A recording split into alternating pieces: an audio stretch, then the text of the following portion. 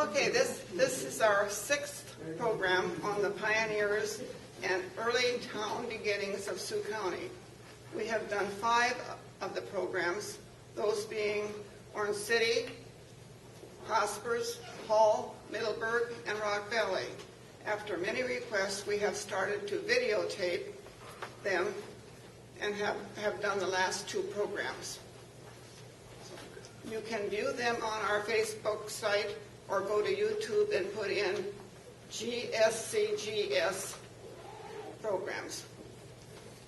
We will do programs on all the current and defunct pioneer towns of Sioux County eventually.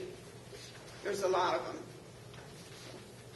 I was asked to spearhead this program on Matlock, not having much to draw from our files. So I proceeded to try to find a historian in our Matlock, or a historian to help present the program. I thought if I called the Matlock elevator, they would know somebody who was a local historian. But after phoning there several times and getting no answer, I tried the next, which was the city office. I didn't get an answer there either. So if all fails, go to the internet. And I inquired what businesses there were at Matlock. And I saw there was a Maggart's machine shop. So I chanced calling there. I got Kip Maggart on the phone and explained why I called for the name of a local historian on Matlock. It didn't take long in the conversation to know he was the man. After listening to him tell much about interesting Matlock history for quite a spell, I knew my search was over. He explained that he had bought the old Brinkman produce in Matlock, which in its day employed a lot of people to candle eggs. Now, a lot of you are old enough to know what candling eggs is, and maybe some of you don't. But he now occupies the office with its many artifacts and history, which includes being a past stock exchange phone station for the farmers. That was interesting. The office basically is unchanged in decor. I might add that it would be worthwhile to go to Matlock and take a tour of his facility, which now includes a machine shop with the ability to forge parts for old engines. He's got an old engine sitting out front that he has restored. And he even, when I was there a couple of days back, he ran it for me, which was interesting to see. He is revitalizing Matlock as he has purchased the building across the street that used to be a cafe and a post office. And it has many antiques and pictures housed there. And he's bringing it back to the original look. So he's starting a heritage village in Matlock. I will explain some of the tag boards I have put together, explaining the early pioneers and how they came, and so many migrated out of the area soon after homesteading due to the pioneer hardships and the grasshopper plague in the middle of the 1870s. I have done 8 biographies on some of the earliest settlers, which are laying on the table over here. You can see and read them on our site also. They are the families of Nugent, Damon, Tull, Mickley, Morris, Dibble, Follett, Ellen, Greytax, and Brewster. A lot of Dutch names in there, aren't there? Some of the very first ones I could not even trace because they must have came in and then shortly after that sold their farms, and I couldn't even trace them because I didn't have any information on them other than possibly just a name. So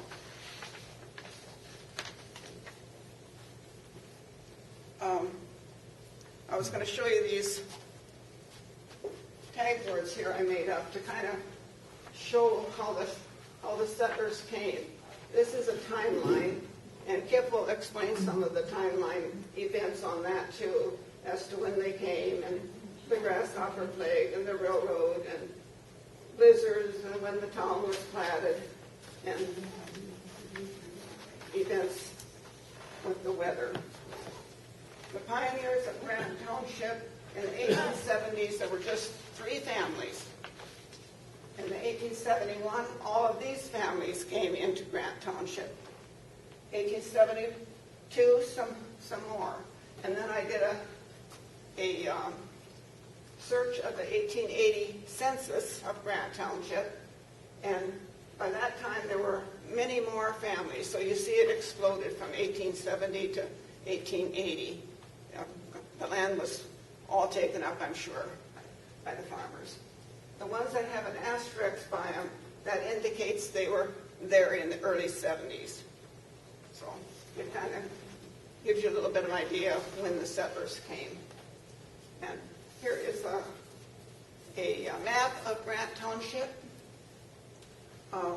It's way up there in the northeast corner of Sioux County. So, and this is the 1908 Atlas map, and it has the farmers that were living on the land at that time. Now, before I use up all his time, I will now turn it over to Kip Mager. You may come up now.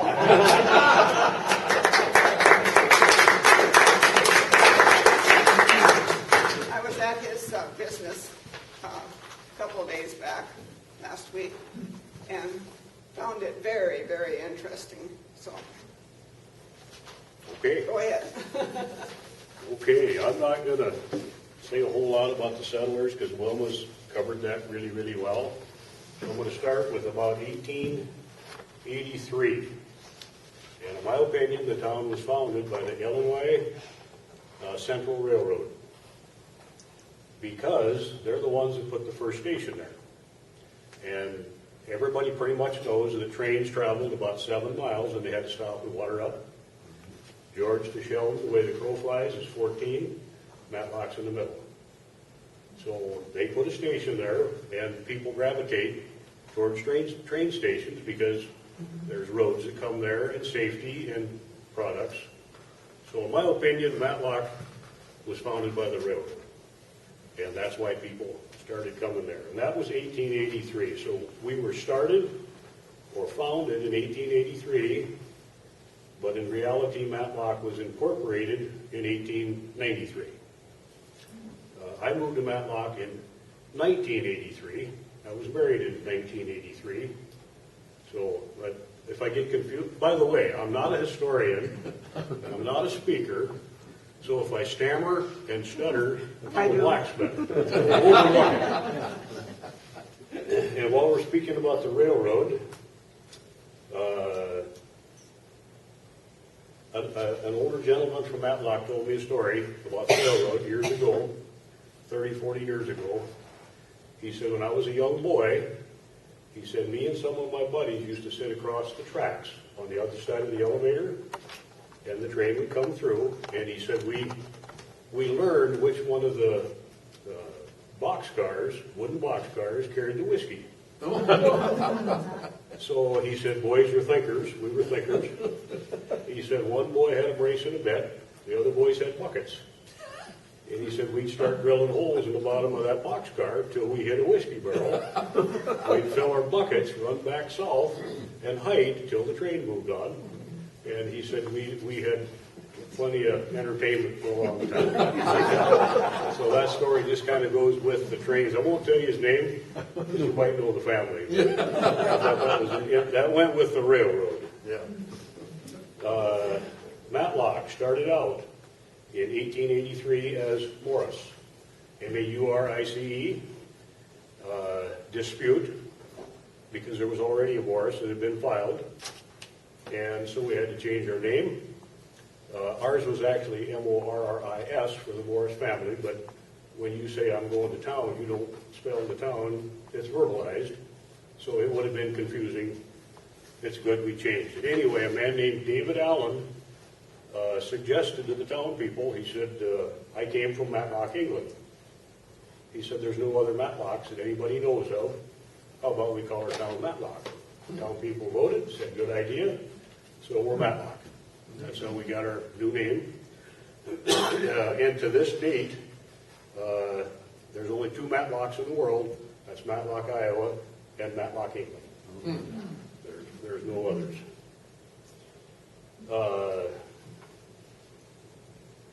Trivia, Matlock. It is the 18,640th largest city in the United States. And if you wonder where I found that, I Googled it. So anyway, that's what I came up with. Wilma was talking about the Brightman Produce Building. At one time, they employed 40 people. That was at their peak. So that was a really big business for Matlock. Another little piece of trivia. The highest point in Sioux County is exactly 2 miles south of Matlock. Matlock's in the middle of the section. Larry and Hard Dog's place is in the middle. And how do I know that? 35 years ago, I was up on his yard working on a piece of equipment. And we got done and we were just visiting. And I said, Larry, you have an excellent view up here. This is a nice farm. Well, he said, we're the highest point in Sioux County. I said, how do you know that? He said, because years ago, some guys came on my yard with a map and metal detectors and said that there was markers up here, marking the highest spot in Sioux County. And he said, they were under those big pine trees over there. I said, really, Larry? He said, they're there. I said, can I find them? He said, sure. So I went and got a piece of iron off my service truck, crawled under them pine trees, started scraping around, and I found a big brass marker, probably 6 inches in diameter. And I said, Larry, I found the marker. Well, he said, keep looking. There's 2 more. They're in a triangle. And he said, the middle of that triangle is the absolute highest point. Well, I kept digging. I found all 3 of them. And if you read all 3 of them, that's what it did say. So I assume that's still the highest point, unless somebody started a landfill or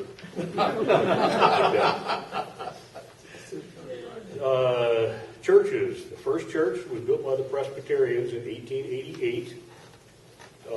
They had it approximately 10 years, and the Baptists bought them. And they had it approximately 10 years, and the Dutch Reform bought them. And that's not the Netherlands Reform like here in Sioux Center, but it was called the Dutch Reform. And then that turned into Matlock Reformed Church, and they built a new one in 1827.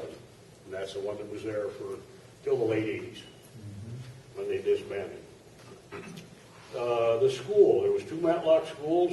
One of them was a mile and a half. One of you talked about it, west of Matlock. I never knew where that one was west. But I found that in newspapers and stuff that I found. The second one in town was built in 1927. Kind of ironic, that's when they built the new church too. So that must have been when the town was really booming.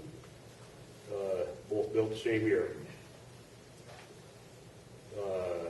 There, I just said, again, that's what I said on speaker. The fire of 1909, it was the first fire, destroyed half of Main Street. And these pictures show a lot of that. All these fire pictures are the first fire. The rubble in the middle of the street was when they were throwing stuff out, trying to salvage it.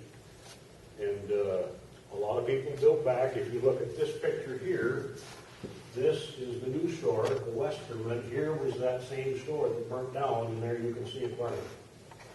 So this was built 1915, so yeah, 6 years after the big fire.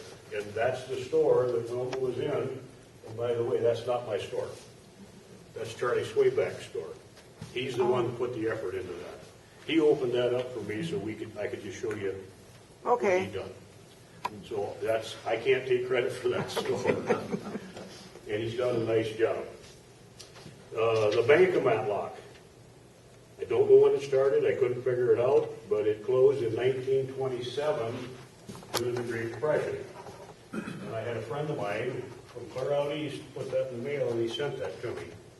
He found that in a pawn shop, and it's a I don't know what it is, but it says Bank of Matlock, Iowa, so it's pre-19 27. Newspaper. Matlock had a newspaper. It was called the Matlock Messenger.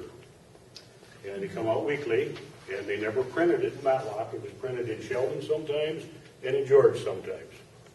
And to this day, I've never found a Matlock Messenger newspaper. I'm always looking. I go on eBay and type it in. I found nothing. But every once in a while, a letter comes to the city, and it's addressed to the Matlock Messenger. So that's still out there in some history somewhere. In its prime, Matlock had, there I said, again, a hotel, drugstore. Is that the buzzer that my time's up?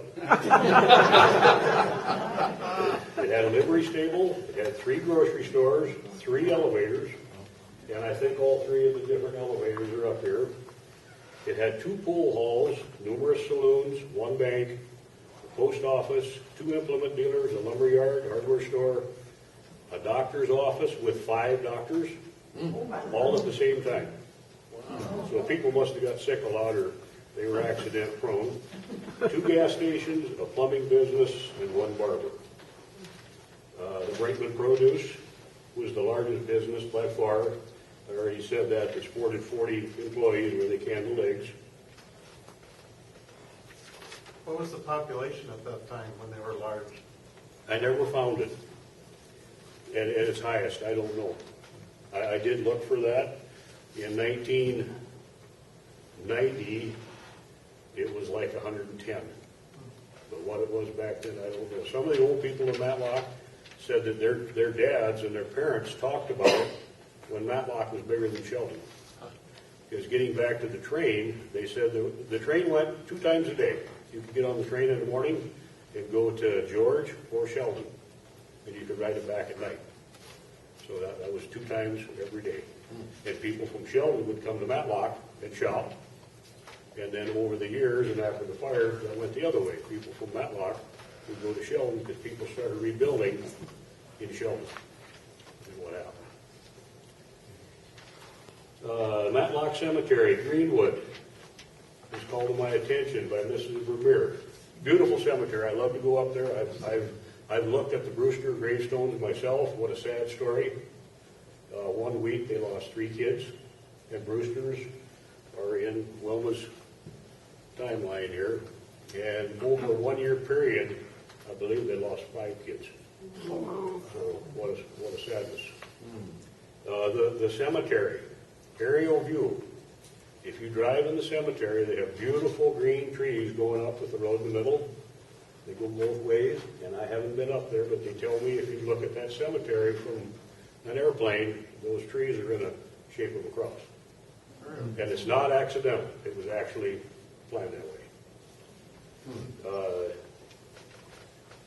Trivia, again, I don't have it written down, but if you talk to young kids, I actually have talked to kids from eastern Iowa that have driven to Matlock Cemetery because they're convinced it's haunted. And I have had people stop I work late a lot, and I have had carloads of kids stop from 100 miles away, say, can you give us directions to the Matlock Cemetery? And I know why they're going there, so I send them on a wild goose chase. But it is a real deal. Kids, that spread around. Kids talk. Go to college and they tell stories.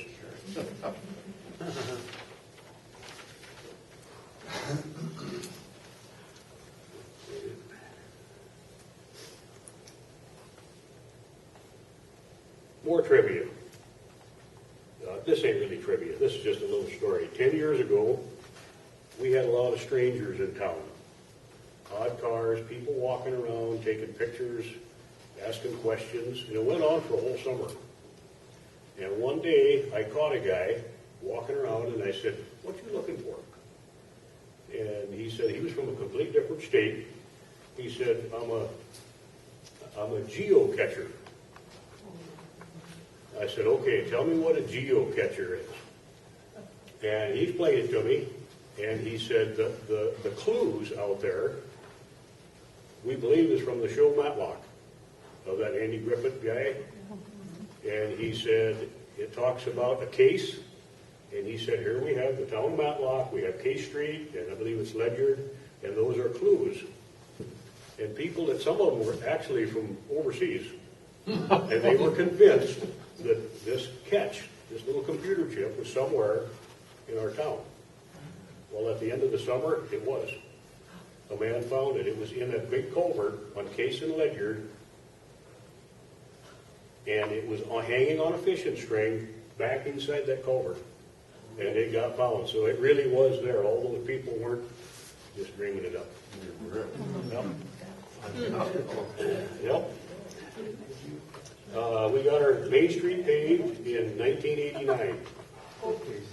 And it wasn't just paved, it was concreted.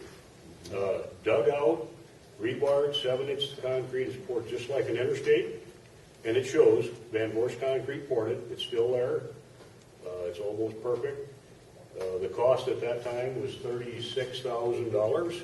And we got no help from the county or grants or nothing. We paid for it with water bills and garbage. So, moral of the story is there, drink lots of water and make lots of garbage. But we did pay for it all by ourselves. 10 years later, we concreted the rest of the streets. So if you get time, drive to Matlock, because I do believe we have the nicest streets of any town in Sioux County. They're smooth. They're like a skating rink. No cracks, no potholes. They're very, very nice. And we're proud of them. We take good care of them. Another story. 6, 7 years ago, when there's strangers in town, everybody notices when you're 18 people. And I saw this couple walking around. They parked their car on Main Street. And I waited a half an hour. They're still in town. So I said, hey, can I help you guys? They go, nope, we're just looking around. I said, what are you looking for? I said, well, if you need anything, I got pop and water, coffee. Well, what brings you here? Well, she said, I am from Matlock, England. And he is from Des Moines, Iowa. And we met on the internet. So she said, I flew over here. I flew into Des Moines. And we met, she said, just this morning. And we rented a car. Or it might have been his car. I thought she said rented a car. And he said, well, what do you want to do? And she said, I want to see the other Matlock. So she said, we drove here. And they took pictures in front of the fire station, in front of the signs, and they hung around town all day. So I often wondered what happened to them. That was their first date. And they gave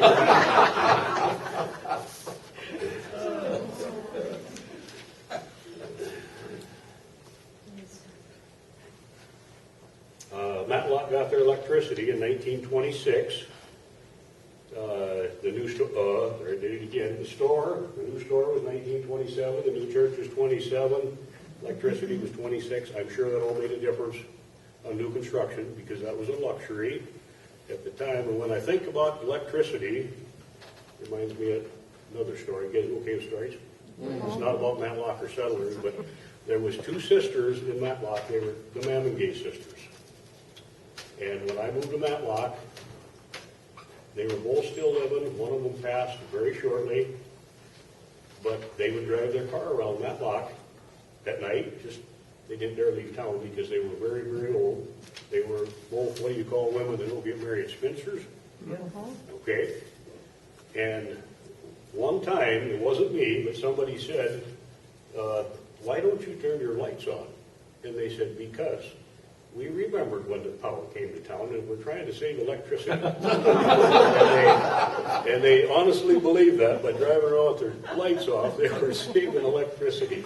Anyway, their home is still standing, and I think their daughter's starting to fix it up because it's got a new roof on it. They straightened out the porch, and she's from somewhere out east. I don't know where.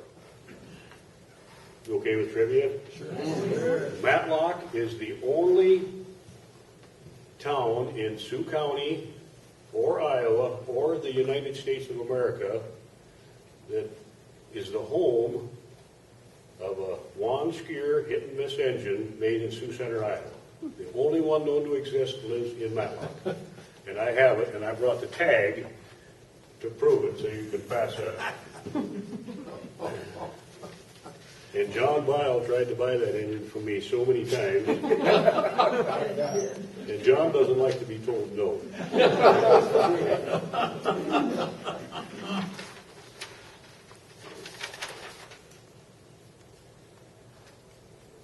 You know what? That's about all I got. If you want to run through some of your pictures there. Sure. There's a question. Yeah. Review one thing for me about the geocache. What you told me about. Yep. Can you review what you just said? Well, the way I understood it, the way the man told it to me, is they put a computer chip. And what's on it, I don't know, but that's what they hid. And they hide them all over the world. It's a worldwide internet game. Mm-hmm. And that's why people that have nothing to do and have too much money and too much time. I'm not real rich, but that little geocache is about that size, and I placed it there. In Matlock? It's in the storm drain. Well, you're right. Okay, yeah. Okay, why did you put it there? Pardon me? Why did you put it there? Because we do geocaching. If you Okay. don't know about geocaching, go look it up. Well, I placed it there when I was working, doing locates and placing work orders for Premier. Because for Okay. their phone office, it's there. all right. And I thought, what a neat place to put it, because it's in the bottom of a grip on a string about that long. That's exactly what I was told by the guy. It's called a They said it was on bison a fishing tube. string. And inside of that little bison tube is a piece of paper. And that geocacher signs that as a log and goes into the computer and gets credit for a fine of a geocache. So does he put it back for other people It's to hanging find? right there. It's probably yeah. still there. Yeah, the idea is to not let anybody see who find it. Okay, Right. well, it brought a lot of people to town. It's Some- like a game. Sure. But like It's a scavenger hunt. Yeah. And some So, people have found over 100,000 geocaches. And That's what they do for their lifetime, Okay. in retirement.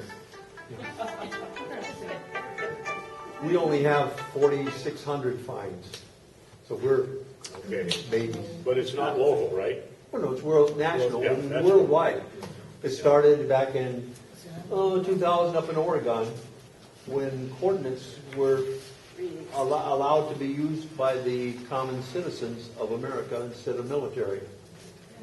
Well, then that guy explained it to me pretty well, because Yeah. that's kind of what he said. I just didn't understand it because, pictures. This picture right here, I'll pass it. Oh, you can look at it up there later. But this is what Matlock looked like when I moved there in '83. Buildings were boarded up, windows broke out. Back to that cement Main Street, we needed that really bad because I was the local blacksmith. I had a forklift and a loader for unloading iron and different things. And I pulled people not out of the ditch, out of the street, every time we had a rain. We had frost boils on Main Street, trucks that head for the elevator, sink them. And we'd be out there pulling trucks out. So when that street went in, that was wonderful. Oh, yeah. It was wonderful. But, What drew you to Matlock in '83? the same thing as the train stop. My wife, Annette, worked at the bank in George, and I worked for Larry Rosenbaum in Sheldon as a toolmaker. And Matlock was right in the middle, so that was my water stop. And we both got to drive the same distance that way. So when we moved to Matlock, we moved there for that reason. It was halfway. And we rented the parsonage, because they didn't have a preacher at the time. And we lived in that parsonage for a year. We paid $150. I'm getting off track. That's good. It's a cute story. We Genealogy paid, does that a lot. yeah. We paid $150 a month rent for that parsonage, and that was a lot of money in '83. But it was a nice house. Well, then winter came. We moved there in the fall, and they heated the house with fuel oil. And I'm sure you all remember about that time, fuel spiked. And fuel oil was $1.50 a gallon. Well, we were spending most of our paychecks for rent and fuel. So we moved our bedroom into the living room. We closed off all the bedrooms. We lived in the kitchen, slept in the living room.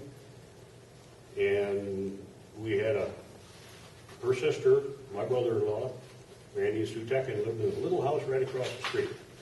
And one Sunday night after church, we were over there, we're visiting, and Randy said, I'd sure like to buy that big Erickson house down the street. It's all remodeled. and they want $27,000 for it. If I could sell this house, I'd buy it. I said, well, what do you want for this house, Randy? He said, $6,500. I said, really? Small house, but very nice, livable, heated easily. We went home that night and we crawled into our bed, in the living room, I might add. And we laid there a bit, and I said, Ned, you realize that we could buy that house, live in it for a year and a half, with the savings on the rent and the fuel, we could burn it down and we ain't out nothing. She's like, really? I said, yeah, do math. She said, yeah, I guess you're right. So I reached over and I picked up the phone at the bedside, dialed it, back. Randy, yeah, I'll take your house. Really? Yeah, okay, yep, good night. The next morning, we both headed for work. We rode our motorcycles to work. Randy rode at Redder. He worked at Redder. I worked for Larry Rosenboom. We both had to be to work at 7, and we often met at the stop sign. That morning, we met at the stop sign. He looked over at me and went like that. I shut the bike off. Back then, the little bikes that shut off down there. He said, you called me last night? I think so. Did you buy my house? I said, I think so. He said, I was just making sure, because when I leave work, I'm going to the bank to get the loan. and we are still in that house. Same house. For real. Yeah. So you asked me how we got to Matlock. That's how we got there, and that's why we're still there, too. I have one other thing I'd like to add. When I was young, my grandpa lived across the road from the cemetery, and we always had to go to town for some particular reason or whatever excuse to go to the little tavern, and he had to have a Mason root beer. Yep. And that was before cell phones were there. So if anybody needed to have some message sent, they called the local little telephone operator, which is now where Premier's building is. I remember that building. And they would leave a message, and she would watch Main Street until that particular person. And that one particular day, she said, hey, Garrett, Min called, and you're supposed to go to the Jack Sprat store and pick up the da-di-da-di-da before you come home. So she was the messenger of the city of Maryland. Of Matlock, yep. And this little paper right here was written by Brenda Stegeman. I asked her to write something, and I numbered the pages because she didn't, but she talks about that in here. So it's an interesting little short read, but that's from Brenda. One more thing I remember. Years ago, a guy come in, I had an office in the front of the Brinkman building, and he said, when I was a kid, I remember coming in here because there was ticker tape in here. And he said the thing was always ticking away, telling the current markets. The farmers had come in, and he said they had these little rooms separated so they could do their trading in private, kind of. And he said this room was so full of cigar smoke you couldn't see across it. He said they'd come in here and catch the markets and smoke cigars. And he said back in that corner there was a table, and while they're waiting for them markets to come in, them old guys sit back there, drink beer and smoke cigars and play poker. And he said sometimes it looked like there was more money being traded on that poker table than on the board. So, and I'm the guy that washed the walls in there the first time in mid-80s when I bought that building. I believe his story was true. Because it took days to get that old woodwork scrubbed off. Brinkman shipped a lot of eggs out there. I can remember the semis would be lined up all around the streets there on Monday mornings waiting to get loads of eggs out of there. So he shipped many cases. Well, Thank you, Kip. yeah, you bet.